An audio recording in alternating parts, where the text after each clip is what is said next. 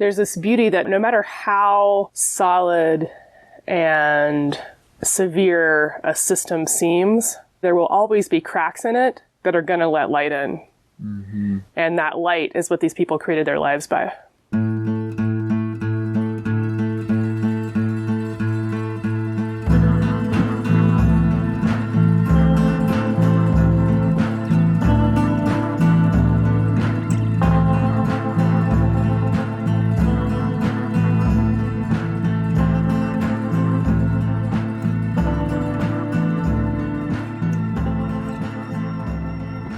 Hello, and welcome back. This is the Book on Fire podcast. I'm Janet. I'm Dave. And today we're going to talk about Chapter 1 of Silvia Federici's Caliban and the Witch, Women, the Body, and Primitive Accumulation. Hi, folks, and welcome back.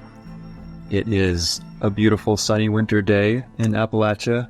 It's finally coldish, and we are about to take advantage of the cold by going out and getting together some firewood to warm our house for next year. But first, we have Chapter 1 to discuss. First, we're going to talk about the feudal system. So here we go. We're going to talk about Chapter 1, which is called All the World Needs a Jolt, Social Movements and Political Crisis in Medieval Europe. So this chapter is basically laying the groundwork for a lot of what's going to come next in the book. It's a chapter where we go into what feudal society was actually like for a little while, how it was organized, and then what kind of historical developments were churning in that society leading up to the birth of capitalism. We see how that system was in crisis and something was going to shift, something was going to give. And in fact, the name of the chapter, All the World Needs a Jolt, kind of refers to this idea that there was something that was at a breaking point about the way that society had kind of been run in Europe for about 1,000 years. And then what we see happening historically is that capitalism was constructed to basically remedy that situation to the advantage of the ruling class. At the beginning of this chapter, Federici reiterates and reinforces her argument that capitalism was not like a forward leap and an improvement over what came before, but that it was, as she calls it, a counter-revolution. A counter-revolution that destroyed the possibilities that were emerging from the struggle against feudalism. And it's sort of like clambering to solidify power in the face of a fracturing of power. Yeah. All of these, as we'll get into, there was a lot of developments that were like fracturing the society, introducing these new changes, these new mobilities, these resistance movements, all of this stuff. And it was a time when it could have gone a lot of different ways, a lot of different possibilities, and capitalism was constructed as like the counter-revolutionary force that clamped down on all of that possibility, or clamped down might not be the right word, but it channeled it into a very class stratified direction that fed into the system that we all now know very well. So that's what this chapter is about. So before Federici actually gets into what life was like in feudal society, she explains what the transition actually into feudalism looked like and what life was like before there were serfs and lords and lands with peasants on them who worked for the lords. What came before that, up until, say, between the 5th and 7th centuries, was the long history of the Roman Empire. And within the Roman Empire, all of the lands that the Romans colonized and controlled were run primarily on the labor of slaves. And in some towns, there would even be more enslaved people than there were free people. They conquered places and they put people in charge and gave people, even if they were locals to that area, slaves to work for them. Slave labor was absolutely the foundation and fuel for the Roman Empire. So obviously, when you have a situation where there are a lot of enslaved people and they outnumber the people who are controlling them, then you have a situation which is ripe for unrest and resistance and even war. Leading up to the 5th century, and including going up into the 7th century, there were pretty constant uprisings and battles going on with the enslaved people organizing, arming themselves, and fighting and claiming territory. There are some maroon communities made up of escaped enslaved people in a lot of parts of Europe that had been dominated by the Roman Empire, and some of the more successful ones were actually in the Basque area. So the feudal system arose in response to, or was created, I guess, would be more appropriate, in response to the breakdown of the Roman system of slave-based economy. And within the era kind of between the 5th and 7th centuries, the forces of power understood that they actually had to start making a deal because the system was falling apart. There was a lot of armed resistance, and there were also the creation of maroon communities that were thriving on the edges of the empire holding. So they actually started giving a little bit of land to people who were enslaved, and that made the transition from enslaved subjects to serfs. And serfs were the peasants who had some land of their own or were able to use land in common, but also owed some of what they produced from their labor to the lords who owned the land. Yeah, there's a really interesting and kind of confusing property relation in feudalism where the serfs actually owned nothing. And all of the land either belonged to the church or the nobility. Right. And the serfs lived on the land of the Lord. Mm-hmm. And they all had landlords.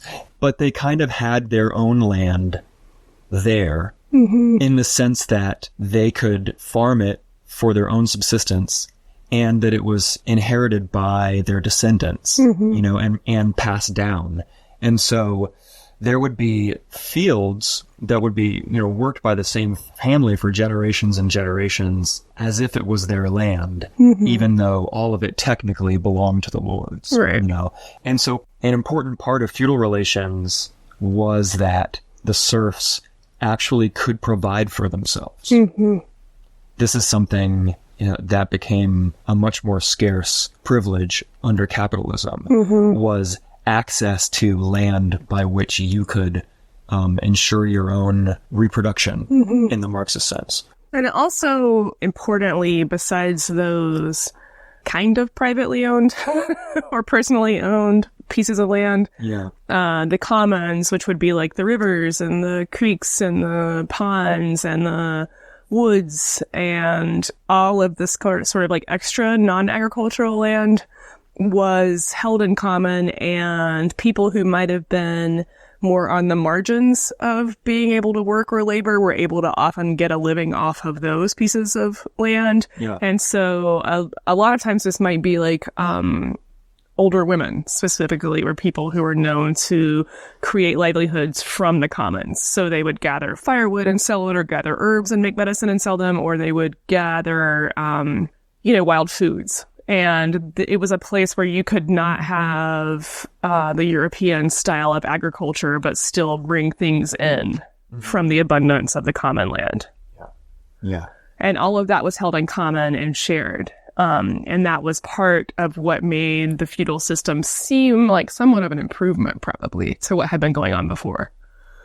For sure.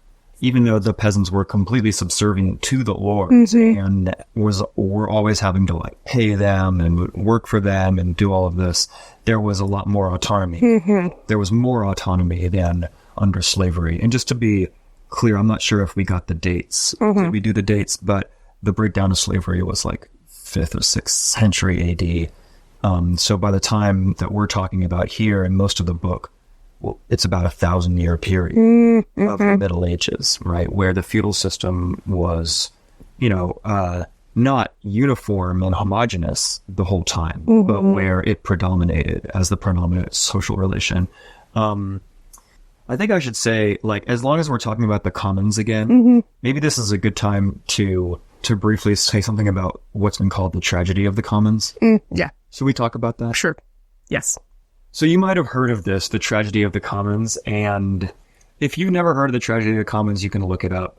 It's this idea that's floating around out there that if there's a resource that's just held in common that anybody in the community can access without limitation, there's no gatekeepers on the commons, then the commons will be steadily depleted because everybody is a self-interested actor and is going to like basically take more than their share because that's how humans as an economic agent work.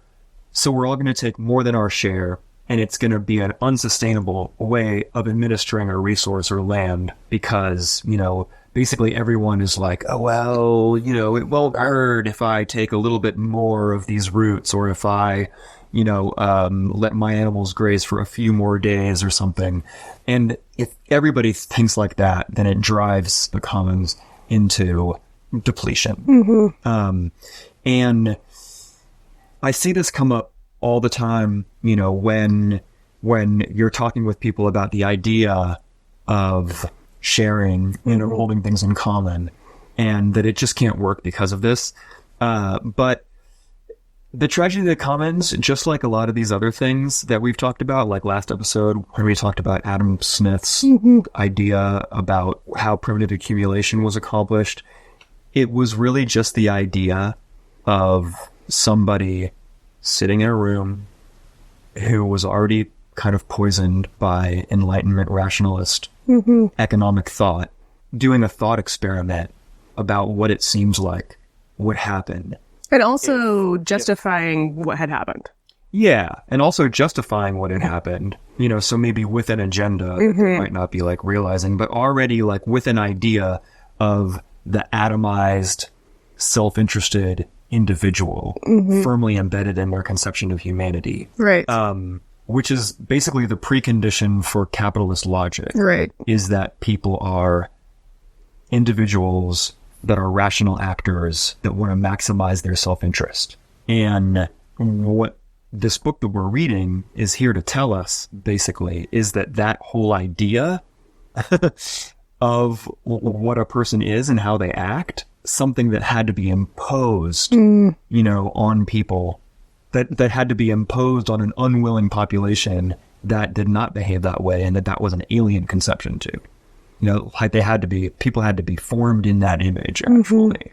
To only think for themselves, about themselves. To only think for themselves, you know, and to maximize their own self-interest in all of this, right? And so the tragedy of the commons presupposes that people are rationally self-interested actors who are going to deplete the commons, because, you know, you can run like a game theory scenario in a computer and see how the commons gets depleted, but it starts with this assumption. But it turns out, like so many other things, that when the commons actually existed as a common resource, that the tragedy of the commons did not apply in most situations, you know, in the vast majority of situations, because people had different relations with each other and had mechanisms of social management of common resources that counteracted the tendency to deplete the resource, you know? So the idea is not that self-interest does not exist in the world, or that it's not something worth thinking about, you know, right. Or that it can never happen, or that it was just invented in the year 1500 or something and it didn't exist before then. That's not the point. But that when embedded in larger social communal relations, then people tend to come to agreements, whether they're spoken or not, in writing or not, you know, about how to manage common resources in a way that doesn't deplete the resources. And so historically and anthropologically, the tragedy of the commons does not bear out. It's just a speculation. It's just a what if that, as you said, tends to legitimize, you know, this hell that we live in today.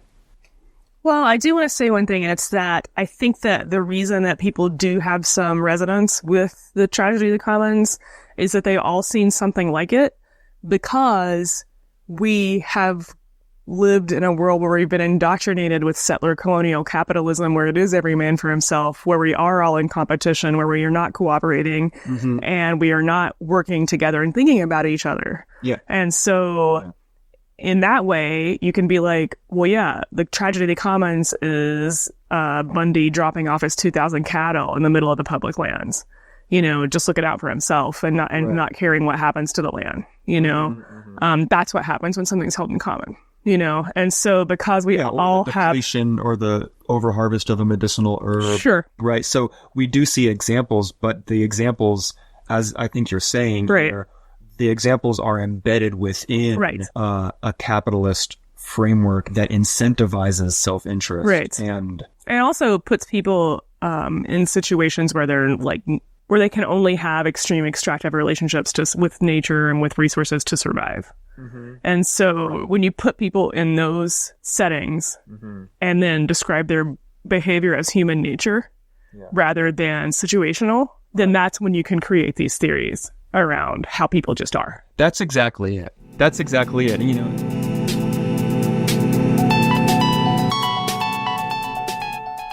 Okay, so anyway, feudal society is made up by three pretty distinct classes of people, right? And so there's the clergy and the church, right? Which is a major, I mean, this was a period where the Catholic Church was a huge force in society, almost the biggest political force. Right. And the clergy and just the church and all of the functionaries of the church and the clergy was actually like a major part of society, even just population-wise. And there's all these hierarchies within the church, and the church in its various forms was some of the biggest landowners in society, and people were serfs of the church and, you know, lived on church land, and the church was their lord and all of this. So that was one part. And then there was the nobility, and the nobility are these people who were theoretically, they're like the warrior class.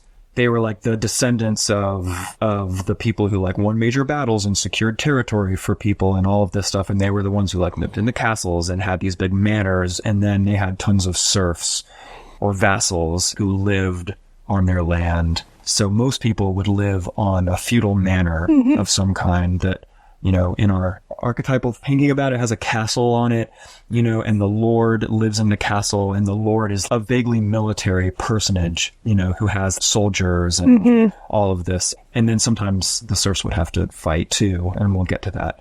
And then there's just the peasantry, which is, you know, the teeming masses of people who didn't have land of their own, had no property, had no status really. And were dependent on the lords of the church for protection and for a place to be. Right. You know, many of the serfs lived in villages, right? So a village is actually a specific thing in feudalism, which is a community on a manor, you know, on a feudal estate of peasants, of serfs, and the surrounding agricultural lands that the serfs tended. No. And then that's different from like a town or a city, which are not part of the feudal estate. Right. You know, and so the serfs are living on some lord's land, and they have their own lives, and they get to raise their food and have their families and pass on their land and have life among themselves in the village. But they also like owe all this stuff to their lords, right?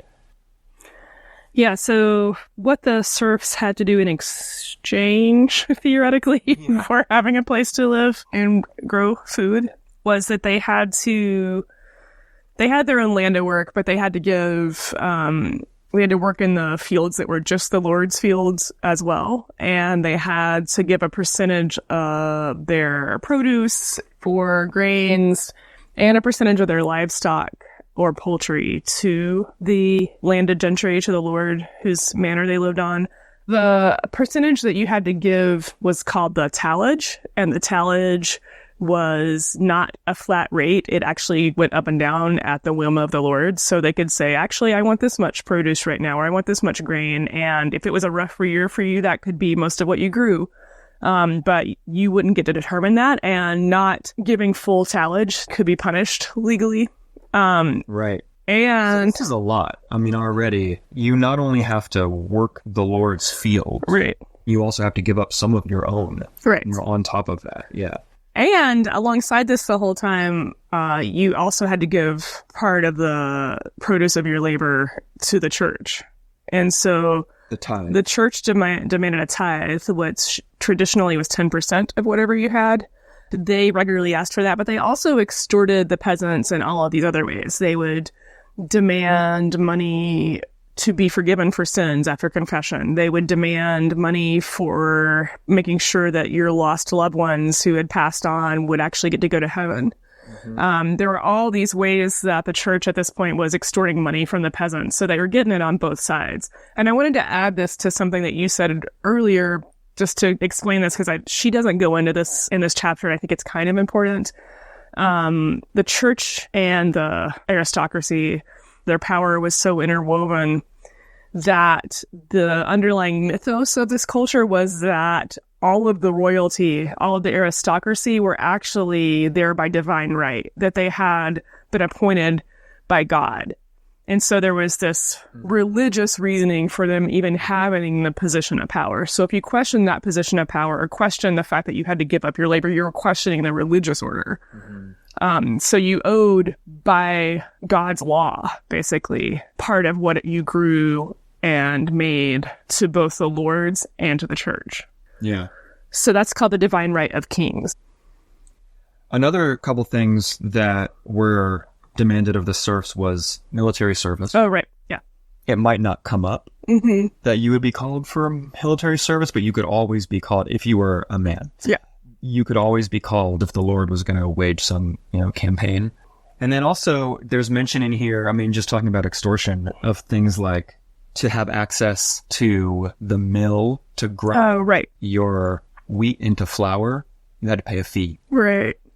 And the mill was owned by the Lord, so you didn't get to use the mill just by virtue of being a part of that community.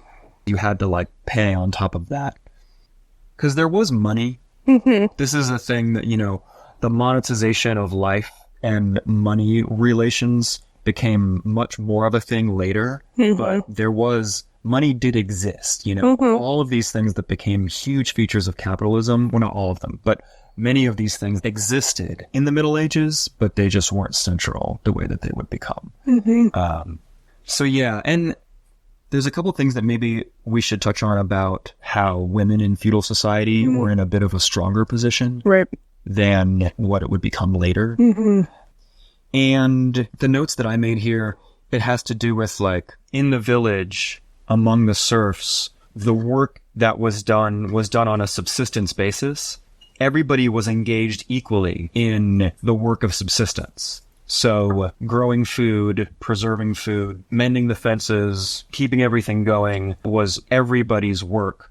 And that was not divided up gender-wise between men's work and women's work at that time period, where the men earned money and the women did the non-monetized work of social reproduction. And so because of that, the gender division wasn't as pronounced. So women were not oppressed in that way. And also, a lot of women were able to move on their own to cities and have all kinds of jobs, many professions that we might think of as being dominated by men. Women also did during the Middle Ages, from being a doctor to being a mason to being a pharmacist, all of these things women did too in the cities. They were allowed that sort of autonomy there and even could just live with other women and not have to be part of a sort of what we might think of as a traditional family unit in the way that we think of the capitalist family style. Yeah, the cities are an interesting terrain in this time period because it falls a little bit outside of the church, peasant, lord, tripartite division of society, because the cities were places where there was big markets and there were artisans and a merchant class, and all of this stuff was kind of going on and fomenting in the cities. And it wasn't as strictly laid out. There were a lot of divisions, maybe even more divisions, but it wasn't as rigidly circumscribed as the broad picture of feudal society that I just talked about, and part of that was that women could experiment and partake in different ways of living if they were able to make it to the city.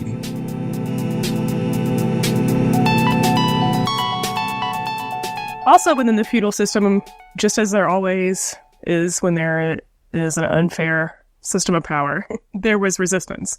And the peasants were constantly resisting and fighting back in many of the ways that any of you who worked in a situation you didn't like have also done. Peasants would slow down, work really slow, not show up, sometimes like leave crops in the fields to spoil, not come to work when they were supposed to. They would bring in Work sloppily, take long breaks. Right. Also like bringing inferior or like subpar produce or livestock to their lords as their tallage. There's a funny quote about that.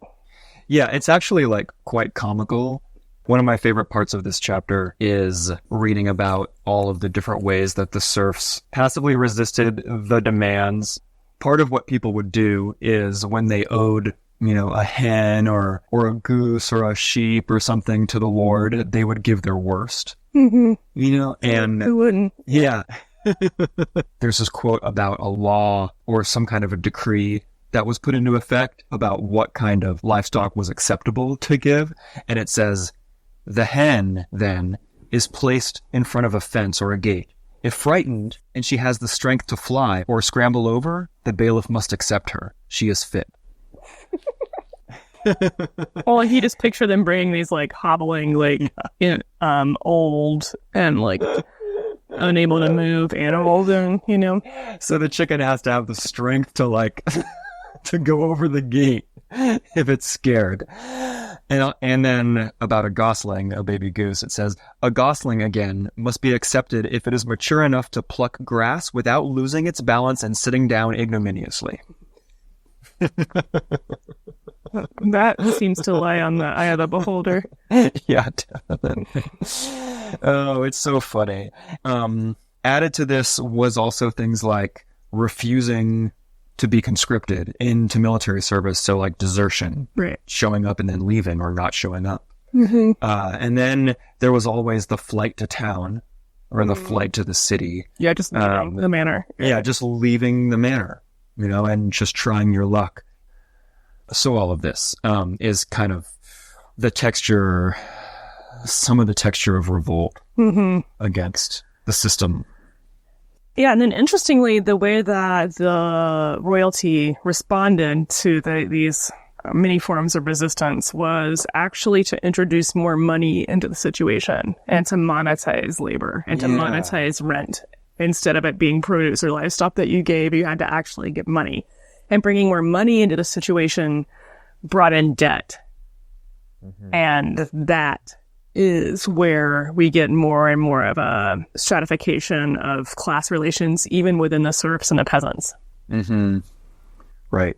And they talk about lords granting the liberty to hold stallage, which means that serfs could go to the market and sell goods. Mm-hmm. And rarely they would maybe even be allowed to sell land. This was something that was starting to creep in a little bit, but all of this goes along with the monetization, right? Because where there's markets, there's money, all of this. And so the lords, began to accept money instead of work or livestock or produce as a way to basically pay your rent.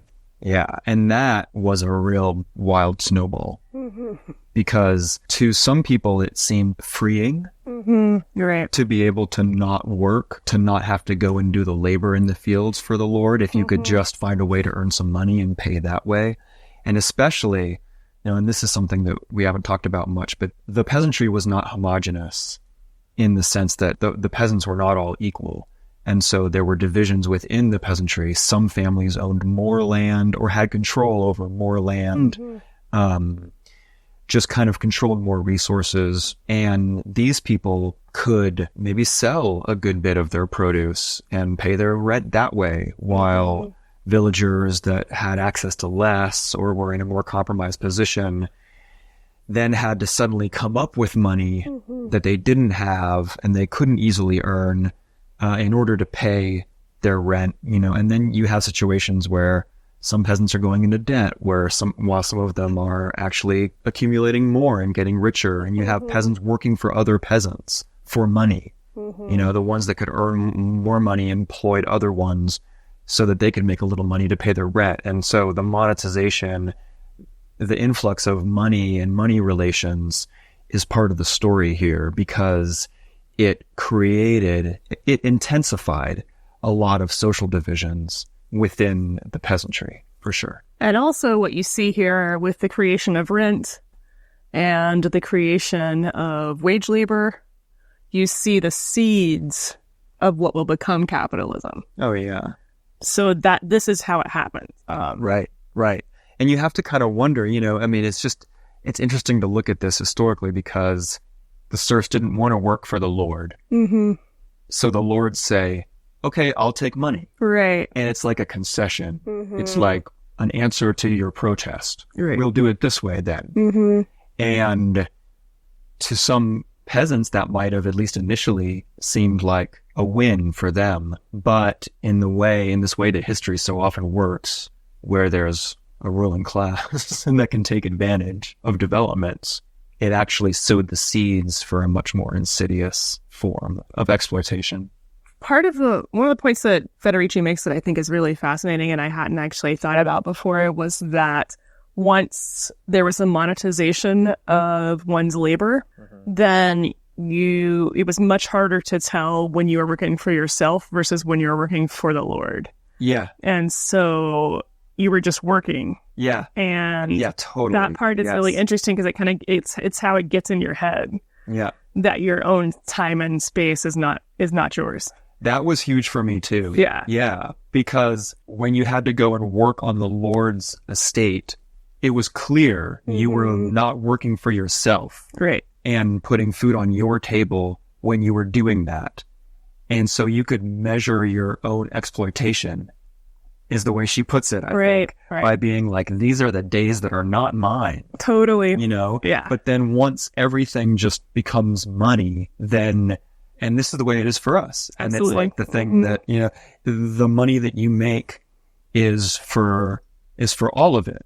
Part of the money that we make in a wage society, part of that is your rent or your taxes, which go to the Lord, basically, Right. but then part of that is for your own food and for your own leisure and for your own subsistence and all of that, and there's not a firm way to divide it. And so it makes it fuzzier.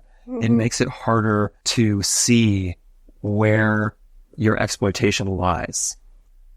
Yeah, I'm really glad that you brought that part up, because that stuck out for me too. Mm-hmm. Yeah. That was a big thing in this chapter. There's another big fallout from the money, from the monetization and the money society that she touches on here that I think is really important. Yeah, for sure. And are you talking about the rise of anti-Semitism? Yes. Mm-hmm. How does that work again?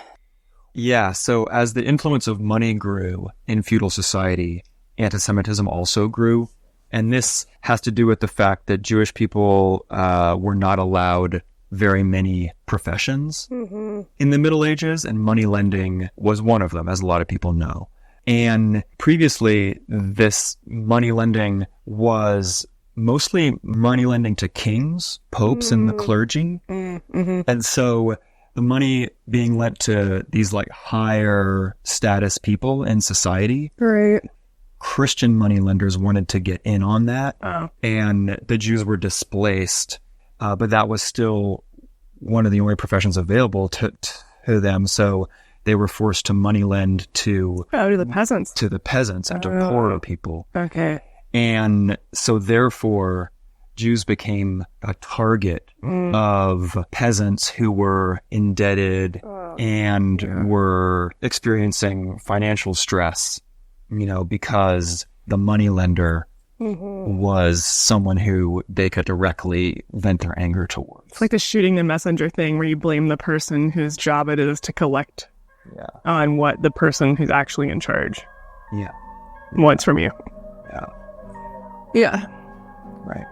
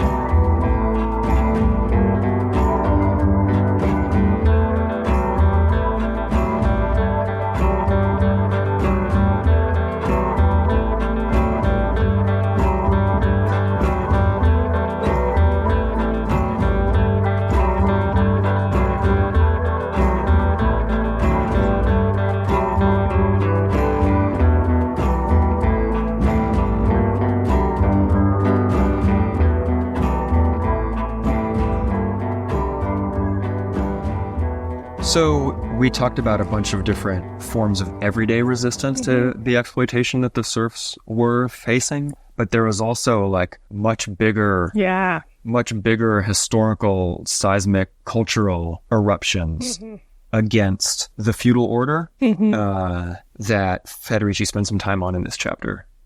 Yeah, so we're going to talk later about some of the more insurrectionary movements that were happening during this time, including some battles and even wars. Some of them were called uprisings. Yeah. But we want to spend some time talking about one of the more interesting elements of resistance in the Middle Ages, which were the heretical movements away from the church and away from feudal life in general. And before I go into talking about what some of these heretical sects look like, I want to delineate between a couple of different kinds. So Federici talks here about there being about millenarian sects and heretic sects.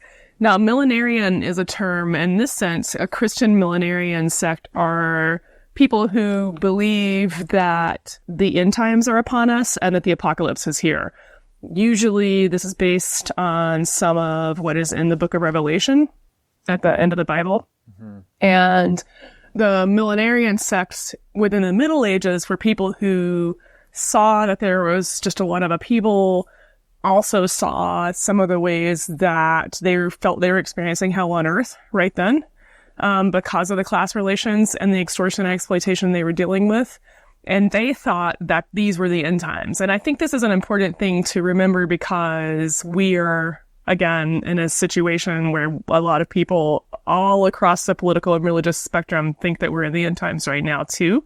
And so this is another interesting idea that's kind of like mirroring again. But the millenarian sects were more interested in, they believed that there might be a more ideal society coming, but that it was going to be coming through bringing Jesus back to earth. What Federici's more interested in, and what I can say that I'm more interested in, were the heretical sects that were not waiting on Jesus to come back, and who were actually invested in creating a new society here. And the more organized heretical sects. Yeah. Because, yeah, as she talks about the millenarian movements, a lot of times they would just kind of pop off kind of spontaneously because like a charismatic leader would be in the streets like proselytizing and making these prophecies that like Jesus was going to return, or that some kind of like shift was about to happen, that it was all coming down, that it was going to change, and they would get a lot of followers, but it was usually short-lived and they would kind of extinguish themselves, or they would be pretty easy to put down because it was more just like a surge of exuberance, a surge of enthusiasm about a prophetic revelation. And built around these charismatic figures where this time was ripe for them. There were so many. They were popping off all the time. Yeah, there were so many where people would just flock behind somebody who was like doomed to the clergy and the lords are gonna fall and so it was more like visceral and emotive and maybe cathartic. Right. Than organized resistance. Right. So we're going to spend most of our time talking about the organized resistance. Right. Yeah. So the heretic sects that were more organized and were trying to create a new society within the shell of the feudal system there are a lot of different ones, and some of them we probably don't even know the names of anymore, but there were definitely the Waldenses or Waldensians. Some people say both. There were the Cathars, which is not what they call themselves. That the Cathars they called themselves good Christians or good men and good women. There were the Brethren of the Free Spirit, and there were some others too that it's up for debate whether or not they would be called heretical sects in the same way. The Albigensians. Oh, the Albigensians. The spirituals, the apostolics. But generally, those heretical sects had a lot of different ways of applying what they believed. And but they did usually share beliefs that were heretical, not just against the church itself, but also against the feudal system. So the way that we talked earlier about how the church and the aristocracy were absolutely interwoven, the heretical sects were against both in general. They had a really strong critique of the Catholic Church and the extortion and opulence that members of the clergy had access to because of drawing money from the peasants. And they, because this was this time period where, as we know partially from the history of the Protestant Reformation, that the Catholic Church they wanted money for everything. You know, like they wouldn't bury somebody and give rights to them without money. Like everything was extortion and monetized, and you could buy your way into heaven through these indulgences. And a lot of the people in higher positions within the clergy had very ostentatious presentation of their wealth. And so you had these people walking around richly adorned with rich foods and access to beautiful housing, while the peasants were seeing that that was from this extortion of their labor. So a lot of the heretical sects went back to sort of an early Christian idea of life where they embraced intentional poverty. They denounced private property. They denounced social hierarchies. They denounced the accumulation of wealth. They emphasized individual empowerment through divine contact. So that's an interesting part where a lot of especially the brethren of the free spirit, believed that if you had the Holy Spirit in you, you were not capable of sin. So with that one little theological belief, you could just get out from under the whole idea of sin and all of the power of the clergy has over you, because you are no less special than they are. And in fact, they might not even have the Holy Spirit in them. And so it was a way of having individual divinity and access to God that's direct. All of these traditions also spoke in their own language instead of Latin, which was what was read at the Catholic Mass. They spoke in vernacular language. In their vernacular languages. Yeah. And at the same time, I want to say as that there was this stuff about individual salvation. The movements were also pretty communal. Absolutely. Right. You know, so the theology might be about the individual being perfect and having a connection with the divine, but the lifestyle, to use a modern term, was communal, like the early church, like the early Christian church. Yeah. And they would have what we might call land projects or communes. They had little nodules of places where people would live communally to share labor. And they had a network across nation states and county states where people could go along their network and always have a place to stay and work. Yeah, this is one of the amazing things as far as the organization of it, because it's these internationalists, and this was before the modern nation state, but like across Europe, a network of communities and safe houses and places where you could commune and connect with other of your brethren in whatever sect that you were a part of. And it was like this very extensive, organized society that existed in permanent revolt against the power of the Catholic Church. And there were many layers of it all. Yeah. And each of the sects is definitely worth learning about and digging into, because there's strange ones.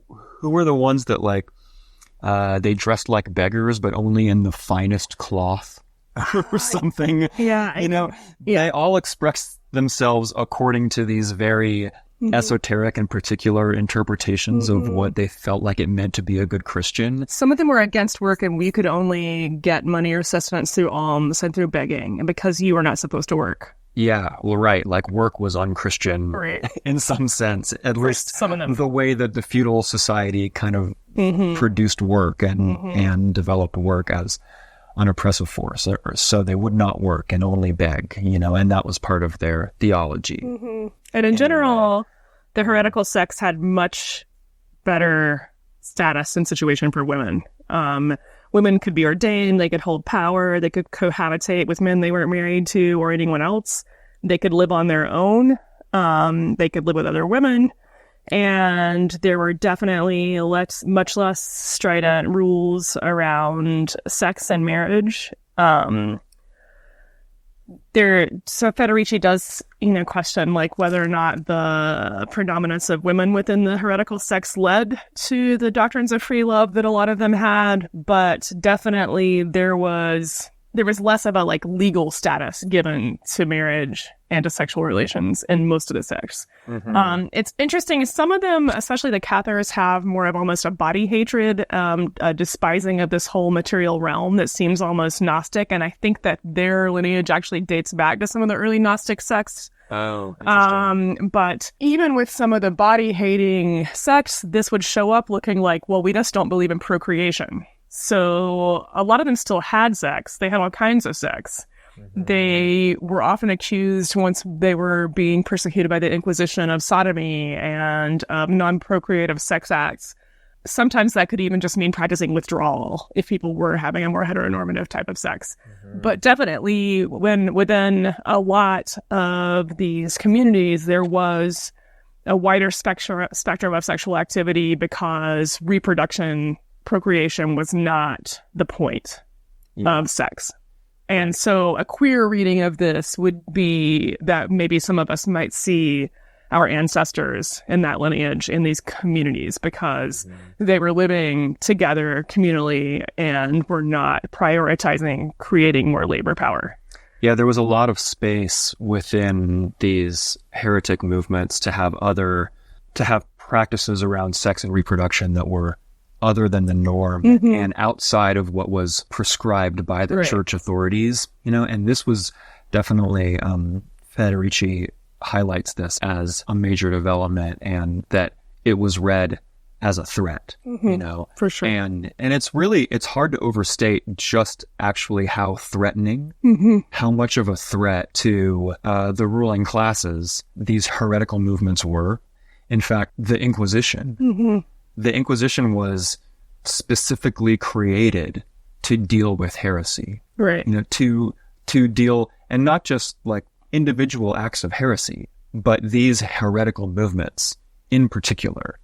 And the Inquisition had a long lifespan, and it would make targets of lots of different kinds of people in its various branches and its various incarnations. But it was actually created in its originary, to root out the Albigensians, and make sure that all their strongholds were demolished and burned. And sometimes like literal crusades were actually launched against these communities. I know we don't talk much about the crusades that were within Europe, sent from parts of Europe to other parts of Europe to take out the heretics.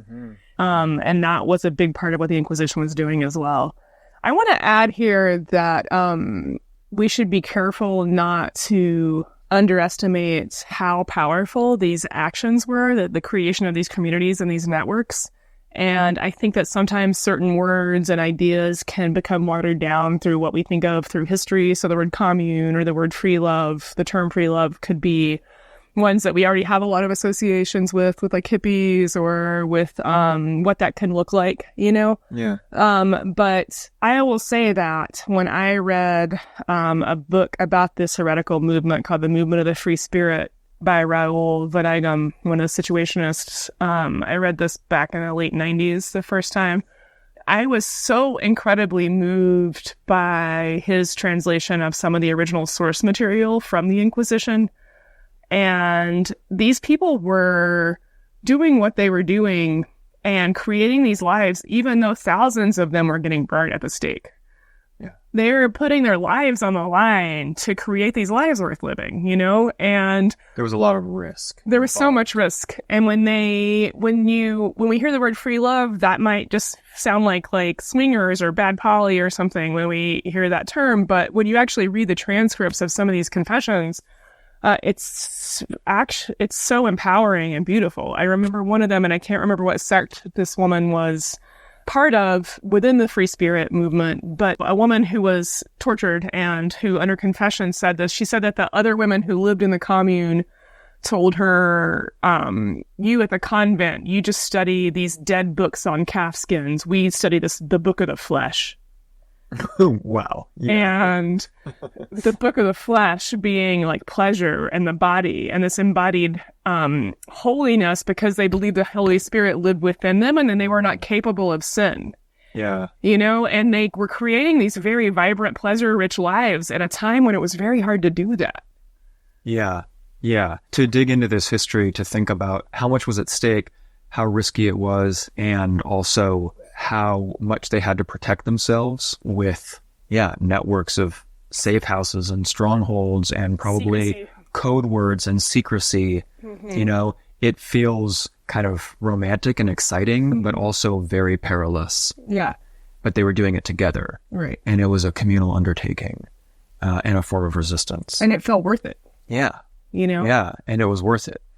There was a time when Janet and I became really interested in these heresies, religious heresies, not just in the Christian world, but the movement of the free spirit, the heretical movements of the Middle Ages were a big part of that. And this book by Raoul van Eigem, it's probably not how you really say his name, but Might be true. he's the author of The Revolution of Everyday Life, really seminal situationist text from France in the 60s. Such a good book. But he wrote this book called The Movement of the Free Spirit, where he goes through a lot of these sects, and it's beautiful. It's beautifully written.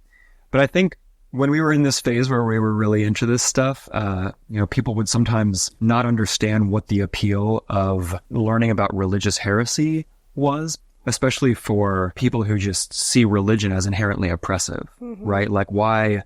So they had a weird idea about Jesus. Like, what's interesting about that?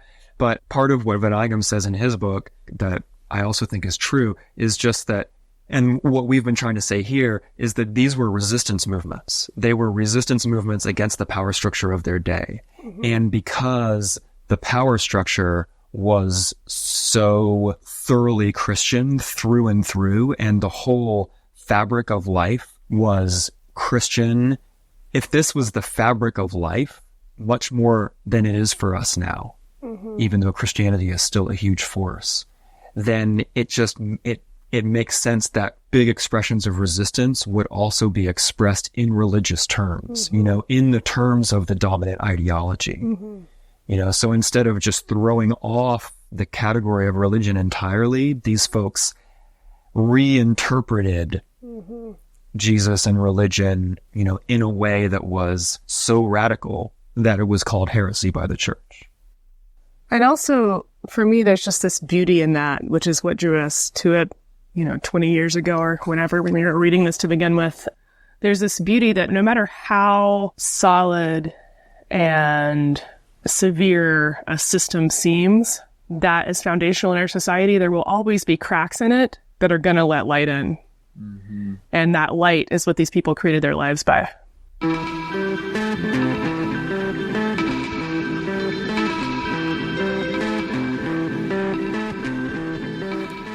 There's a few pages in here that talk about the rise of the cities and towns as a site of just social struggle, but also as they just became a more important place in society, because the Middle Ages, if we're talking about the whole span of the Middle Ages from the 5th century all the way to the 15th, then that period includes like the rise of cities, and especially in like the 11 and 1200s, there was a big period of urbanization. Towns got bigger, there was more trade and all of this stuff. So more and more people were going to these towns to live. And so, since one of the wonders of learning about history is seeing how everything is really intricately connected, in this next part, we see how the growth of cities and the increase in urbanization in the later Middle Ages actually sets up some very important historical events that happen next. As you might imagine from the growth of cities require a lot of building, they take up a lot of land, and they house a lot of people that have to be fed. So therefore, the growth of cities and towns entailed a lot of deforestation and increasing agriculture. So deforestation for building materials and then turned into farmland. And sometimes the deforested land that was turned into cultivation was not great land for it. It was hilly, it was mountainous, it was prone to erosion.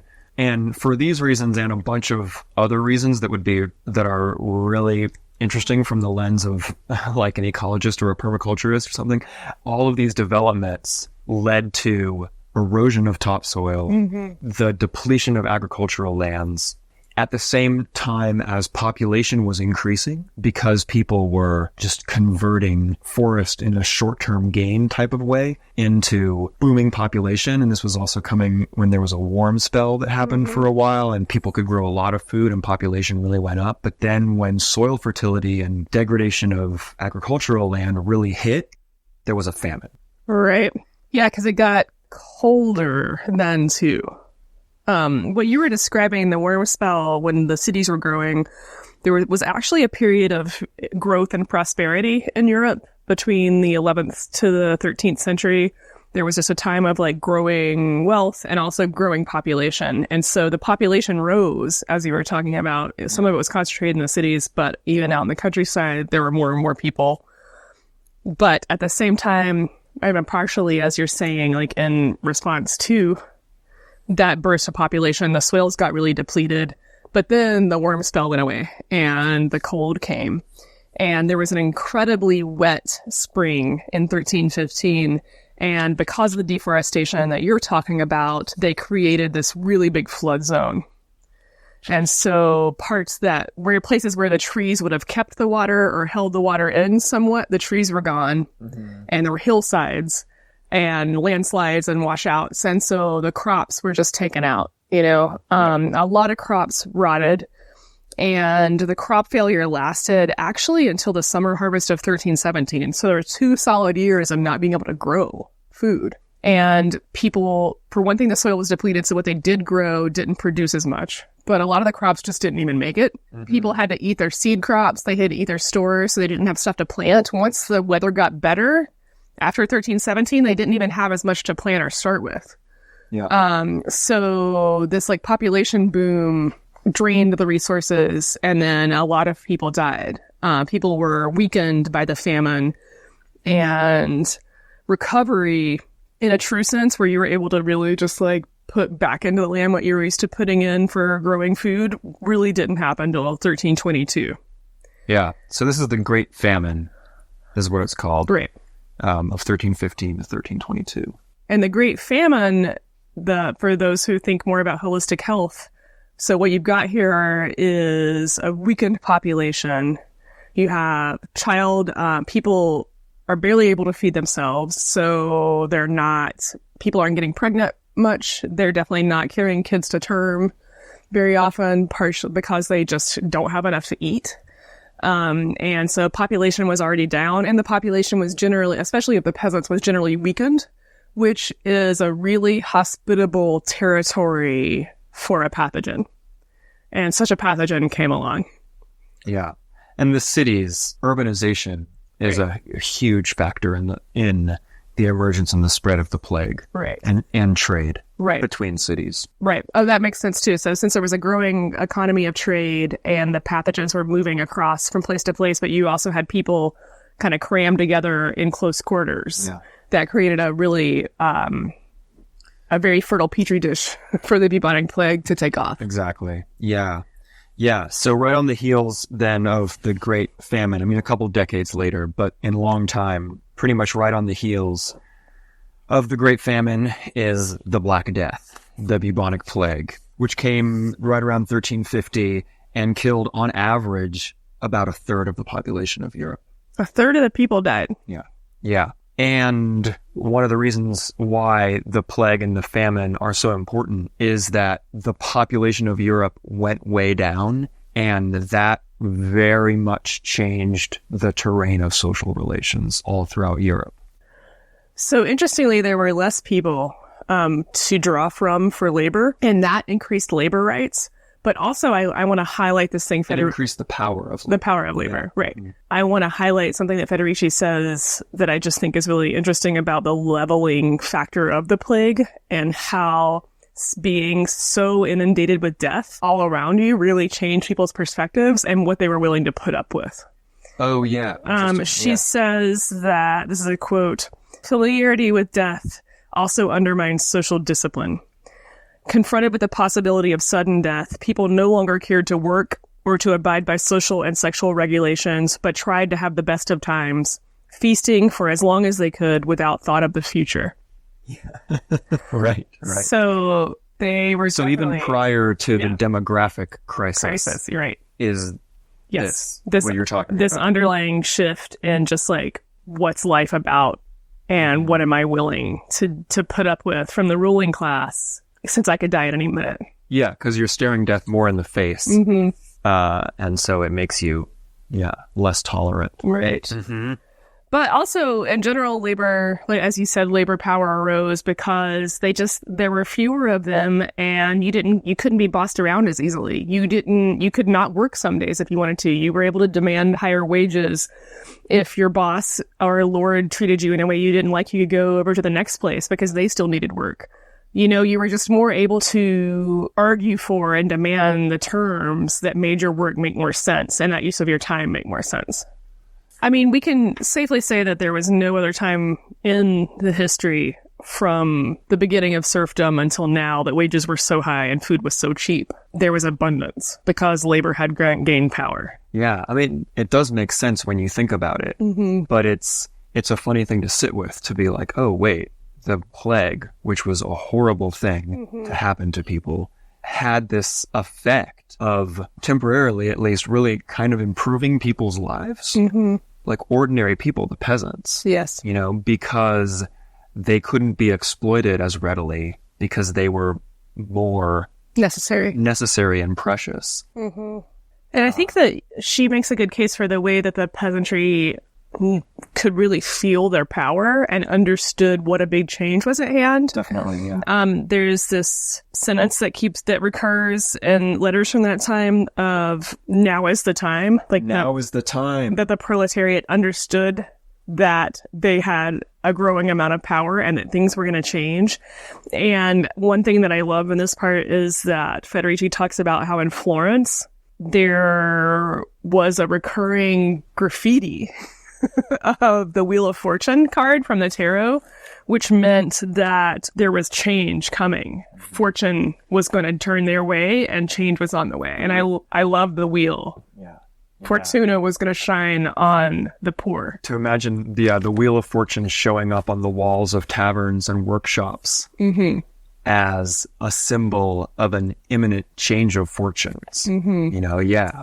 Right. Oh, and I wanted to add, while we were talking about gains made to labor, at this point in the history of work, women, peasants begin to be paid equally as men. And because their work was also as valuable as men. And before that, the lords had gotten away with paying them less.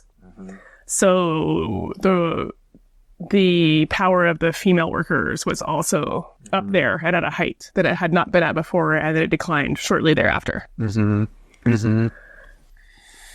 Yeah. So, So it's invigorating to read this part, and it's a good part to linger over because history doesn't stop here. it doesn't. And things would change, and there would be a pretty intense reaction on the part of the ruling elites.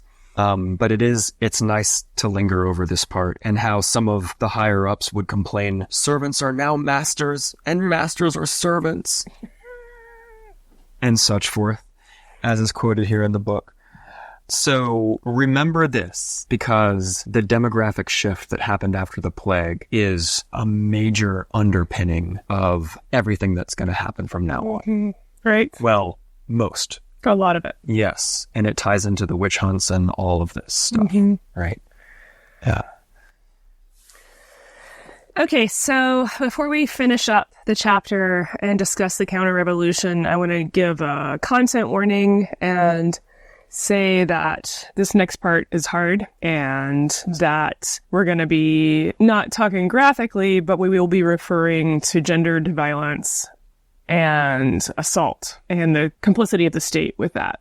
So if you want to skip 5 minutes or so from now, you could do that. But I just wanted to give you a warning because this part is hard. And sometimes you need to pick and choose when you hear some things. So by the end of the 15th century, so the end of the 1400s, the powers that be started to reorganize and try to figure out a way to get the upper hand with labor relations. And one of their tactics was to increase the hierarchy based on gender. And one of the ways that they did that was to basically decriminalize sexual assault on women. They call this giving young men, like apprentices and journeymen, like greater access, like to women, and considered it a way to sort of blow off steam.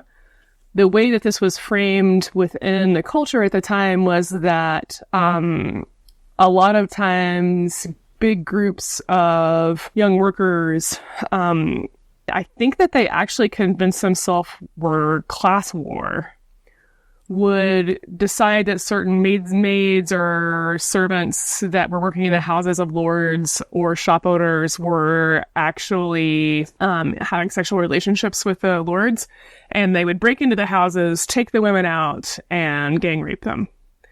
And these working class women often couldn't even work in that profession anymore after this.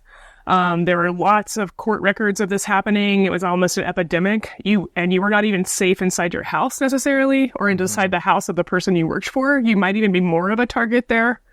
But this assault was rampant in the culture. Yeah, the idea, it's kind of like that the men would like get at these rich people by fucking with the women who worked for them. Right. You know, perversely. Right. Yeah. And upper class women, and this is important, upper class women, it would still be illegal to rape them and to assault them if you were poor. It was only poor women that there was a decriminalization of assault with. Mm-hmm. So the illusion of class war is just like some really serious pathology of internalized shit there, you know? So this was a really violent time. It was a terrifying time to be a poor woman. You were not only subject to the violence of the people you worked for, but also to people of your own class. And here is where we start to see the gender divisions becoming more and more codified. And we see the groundwork being laid for what will eventually become the witch hunts. Within this time period, too, like an interesting thing happened where the state started running brothels themselves. There was all this energy being put into giving young men of the lower classes a place for their sexual outlets.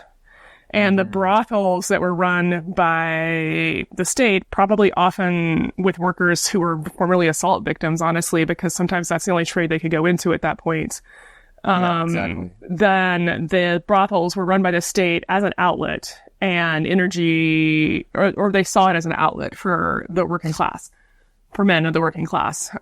And this part's just really interesting to me because the brothels were also sanctioned by the clergy, and they saw this as a good thing to do, and maybe even preserving the marriage and preserving family relations in the future.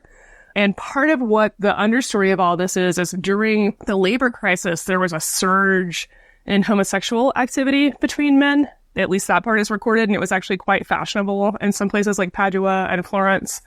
And the church saw that as more of a threat and thought that if they and the state together like sanction these brothels, that there would be less energy going into this non-procreative sex. Yeah, right. It's really hard to imagine. But so you're starting to see the seeds of what Dave was talking about earlier, which is a heightened interest in sex from the church and the state and a heightened interest in procreation.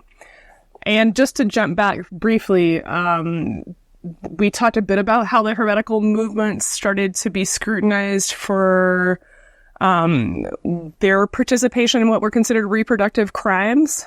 And that was that a lot of the heretical sects were known to use what were called sterility potions, which would have been either minagogues or abortifacients. But they were known to be able to practice ways of basically contraception and also abortion. And sometimes the heretics were being more persecuted for not participating in the reproductive economy. Mm-hmm. And all of this is sort of tied together. The control of women through the decriminalization of assault, the state-run brothels to try and offset homosexual activity, and the punishment for practicing contraception and abortion were all sort of part of the same weird mechanism of identifying the labor crisis as something that should be worked at through population control. Mm-hmm. Yeah. Yeah, it's really, this part is really thick and heavy, and there's a lot to untangle. And even just the terrible thought that class antagonism could be turned into antagonism against proletarian women Right.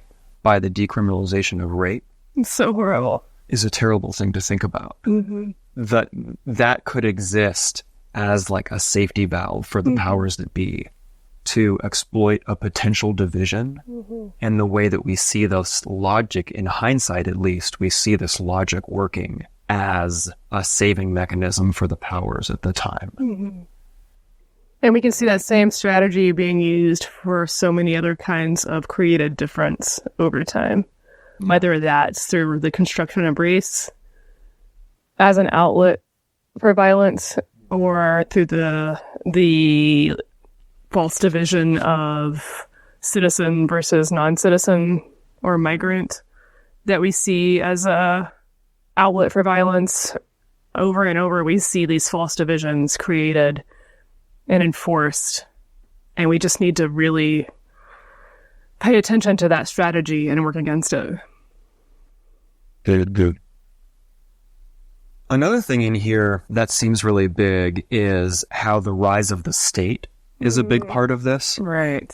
We haven't talked yet so much about the state as in, a form of governance that has control over a territory, or even really defined what that was. But in the Middle Ages, states had kind of waxing and waning amount of influence over a society, especially relative to the church. And in this period, the state comes in because it's the state who makes laws, right? And so decriminalizing rape, setting up these brothels and then running them were all these activities of the state. And as Federici kind of suggests here, the activity of the state became more important to preventing the total reversal of the social order in this time period. And it's kind of like you sort of get the idea that because the brothels were run by the state, right? Because they were trying to co-opt, what's the phrase here?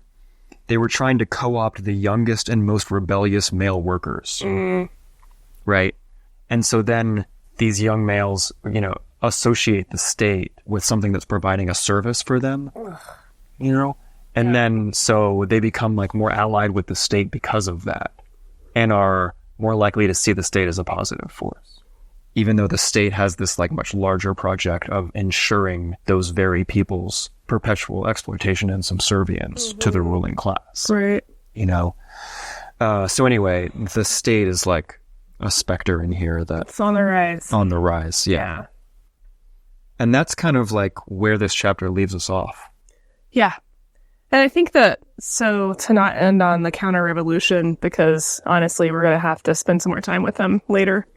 I just want to touch again on the inspiring examples of the heretics.